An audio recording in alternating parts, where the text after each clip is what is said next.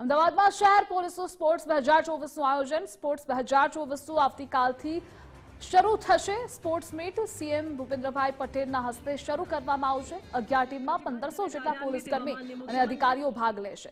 Sports મીટમાં 13 રમતો રમાડવામાં આવશે। વોલીબોલ, હોકી, ફૂટબોલ, ટેનિસ સહિતની રમતો રમાડાશે। શહેરમાં અમદાવાદ શહેરની પોલીસ 12,000 થી વધારે એની સ્ટ્રેન્થ છે। એ જોઈએ તો એના કામના ભારણ બહુ હોય છે। કાયદો અને વ્યવસ્થાના કામ સિવાય બીજા ટ્રાફિકના કામ હોય કે બંદોબસ્ત હોય કે એને સળંગ નાઇટ રાઉન્ડમાં પણ એને રાતમાં પણ ફરજ બજાવવી પડે છે। એટલે પોતાના થોડા સ્પોર્ટ્સ અંગે એના રુચિ ઓછી થતી જાય છે અને સ્પોર્ટ્સમાં જો એ ઇન્ટરેસ્ટ લે તો થોડું એનો સ્ટ્રેસ પણ ઓછું થાય, એની હેલ્થ પણ સારી થાય। એના ધ્યાને લઈ તેમાં સરકારશ્રીના પણ અત્યારે જુઓ તો સ્પોર્ટ્સ માટેના બહુ એન્કરેજમેન્ટ એટમોસ્ફિયર છે।